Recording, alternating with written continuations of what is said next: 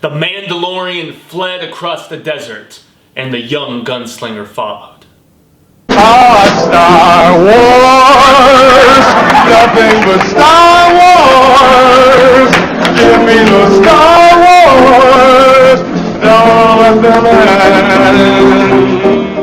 Bienvenidos, worldwide fans of our planet's hottest entertainment with an edge from a galaxy far, far away. Jaime En Fuego here for another installment of my namesake program, Enfuegotainment, covering the 5th episode, the 5th chapter of The Mandalorian on Disney+. That's right, Star Wars, talking about Star Wars. Yes, you can just call me Fuego for short, and I'm so very stoked to have you here for another Rapido review of this badass series. And after episode 4 didn't particularly wow me with all the Seven Samurai type of stuff that was going down, a little too rehashed, although I did like certain elements, especially the ending and the former UFC lady, the drop ship, whatever, former rebel fighter that she was. Yes, very, very cool. But the 5th episode here is entitled The Gunslinger, as I kind of alluded to with my Dark Tower reference in the initial bit there. And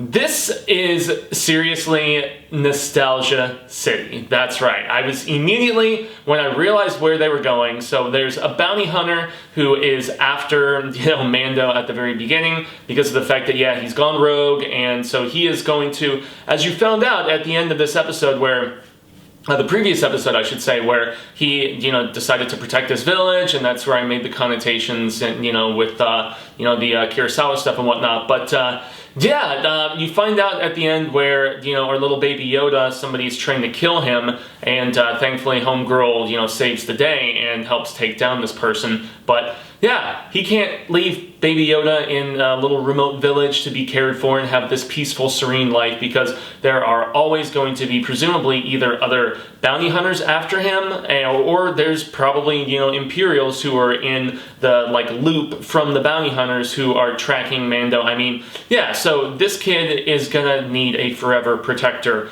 pretty much. And so that's pretty much the gauge that you get at the end of episode 4, the previous one. And so here for the Gunslinger episode, he takes down this dude who is behind him, who steals his line.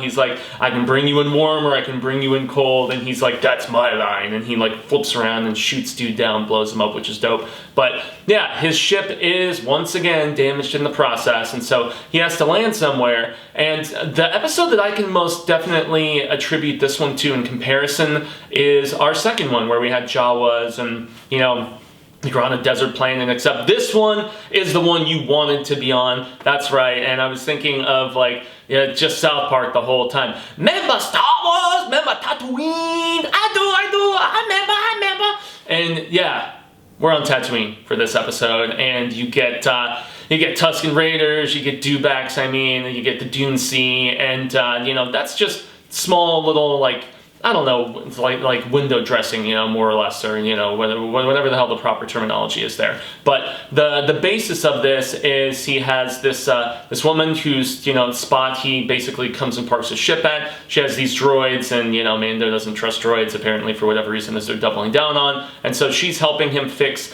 the fuel leak and some other issues after his after his ship was damaged when that other bounty hunter was after him. And he's like, well, I don't have enough money. I've only got X amount of Imperial credits. And she's like, well, that's not going to cover everything. So he's like, okay, I'm going to go into town and I'm going to get a job. And I guess, since I don't do bueno and malo and feo on these Rapido reviews, I will at least say that it did feel more contained, and that is the one thing that some of the detractors of this show, despite the strong writing and acting and different things like that, they have mentioned that it feels small. And I personally like that, just kind of, I guess, condensed, and just, I personally like that personal touch and, not having a lot of actors and whatever. But yeah, it's obvious that it helps them keep the budget down. Tatooine doesn't, we don't even see it heavily populated with tons and tons of people, and, being, he goes to Mos Eisley and everything. And yeah, it's sparse, I guess you could say. But, he meets this young gunslinger, hence the title, who is trying to get into the Guild of Bounty Hunters, and, he tries to talk all hot shot shizzle at first, and then he ends up admitting to our Mandalorian that, yes, I need this job. I need to go after, this woman that has this big prize on her head. She's kind of like an assassin of sorts, this Asian woman who was really great in a small role. I keep thinking I've seen her in something, but, I just do these reviews right off the cuff. I don't, like, extensively research them right afterwards. I just want those fresh, thoughts. And, yeah, so basically he's like, I'll give you all of the credits. I just need help taking her in, because I want that to go on my record so that they will let me in and I can become like official, and then I can do my own thing. And since these are non-spoiler reviews, I can't really say much beyond the fact that, yeah, we go across the dune sea and, they're on those like speeder bike kind of things, and those scenes look really dope. They are they're impressive as far as visual effects goes and stuff, and it's very cool as far as that nostalgia aspect to see Tusken Raiders, and there's a really cool negotiation scene, and seeing a dewback, although yeah, it's definitely more along the lines of like the special editions dewbacks and stuff, but I can't say how things go in the back half. They do, as you would presume, track down said woman, but and there's some cool set pieces with some flares and things like that where they're trying to like get close enough to get at her, but I can't really mention much beyond that. They're definitely really playing up the Baby Yoda cuteness factor in this, especially where our woman who's working on the ship discovers him, and it's floating around in all the non-spoiler, like photos and stuff, that are reviewing the episode, and she's like, oh, cradling little baby Yodis and whatnot. So it's cute, but they're really doubling down on it. I would imagine that was the intention all along. I don't think this is like, all of these have presumably been in the can for a hot minute. But yeah, directed by David Filoni, returning after directing the first episode. Everybody knows Filoni from his work on, the Clone Wars, and along with Simon Kinberg on Rebels. And a lot of people think that him and Favreau, the creator of this, are like the heir apparents to just bringing Star Wars into a new age of prosperity after everything, the mixed feelings about, some of the new trilogy in the saga films, and, in just like 2 weeks from today, all of the saga films are going to be behind us, and it is officially going to be free range for us to just, do as many spin-offs, like jump back to Old Republic, whatever. And I'm excited. I'm extensively excited. I can't wait to see what Deborah Wang does with, Obi-Wan, but we already have a second season confirmed of The Mandalorian, as most of you probably already know. But yeah, Filoni also wrote this episode. It's an episode that I was just like, oh, it's fan service, it's a team up, he's taking a little dude under his wing and whatnot. I didn't particularly like that actor very much, and something happens in the third act where I'm just like, okay, without spoiling stuff. And that's where the episode actually gets quite interesting, is where something is brought to a particular character's attention and it changes said dynamic, and that's where the episode actually, aside from all the fan service as far as furthering the storytelling, got much more interesting. And so I think this might be the first episode that Favreau did not write, because I do believe he wrote the first 4, but I mean, presumably writer's room with, Filoni, Favreau, and a few other people. And so all in all, I did significantly like this episode better than the previous one. It at least did something a little more different, as opposed to very deliberate callbacks to Sin Samurai and all that other stuff. But it's really, this show is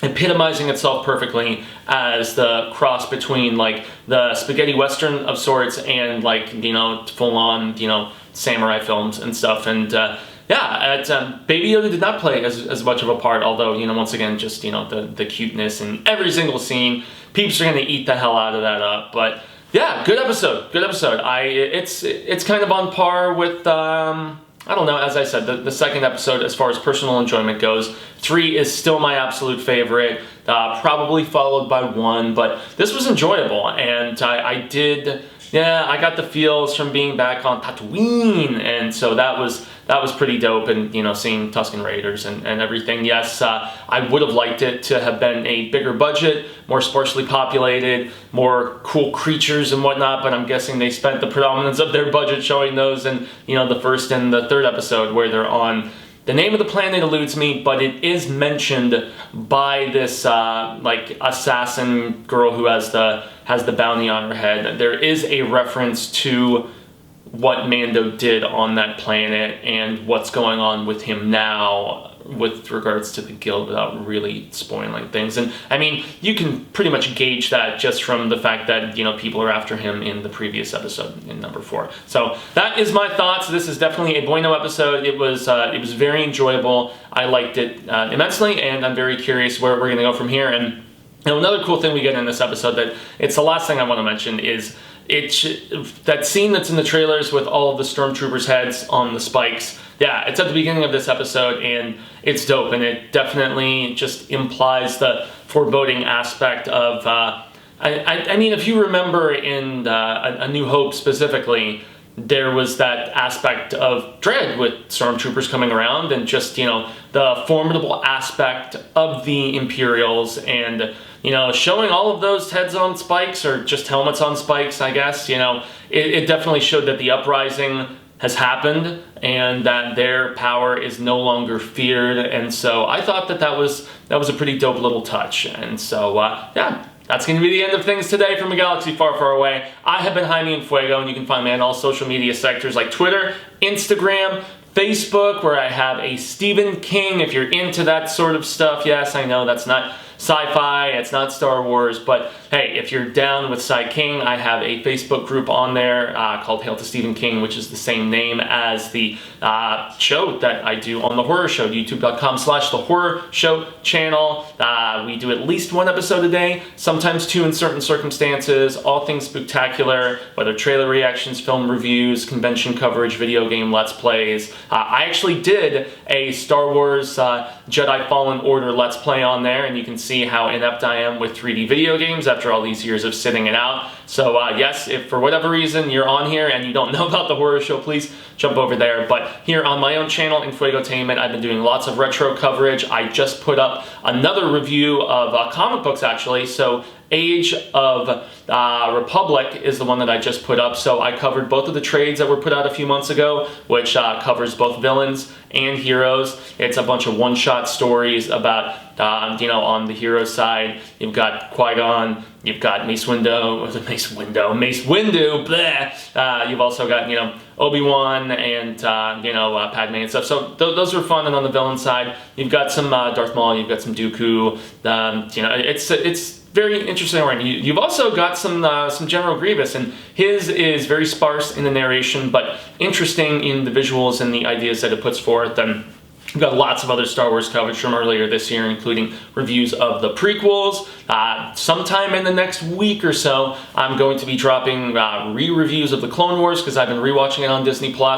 And also the original trilogy, and maybe some revisited stuff with, you know, The Last Jedi and Force Awakens. And I'm thinking about a dual Ewoks review as well, because I remember very, very, just fondly watching the Battle of Endor. I don't think I've seen the other one, but I recently picked up the dual DVD that has each of them, and yeah, it should be an interesting watch. I would probably put that, you know, between Empire and Jedi, because that's where it takes place timeline-wise. And but enough of that. Enfuegotainment, I greatly appreciate you stopping in. And then lastly, every Monday evening, 9 p.m. Eastern, 6 p.m. Pacific, I guess on the Will Escridia YouTube channel, and along with Lindsay Mimsy and the showrunner over there, CP, we have a program called Show Business, where we look at box office numbers from the previous weekend, and then we look ahead and make some predictions to the forthcoming, and discuss a little bit of the biggest stories of the past week. So I've been Fuego, y'all have been awesome, and until the Reel of Ka comes around once more, hasta luego, cinemigos. But I am hopeful that we get to share more of this palaver sooner rather than later, and until then, may the Force be with you always. Mamba?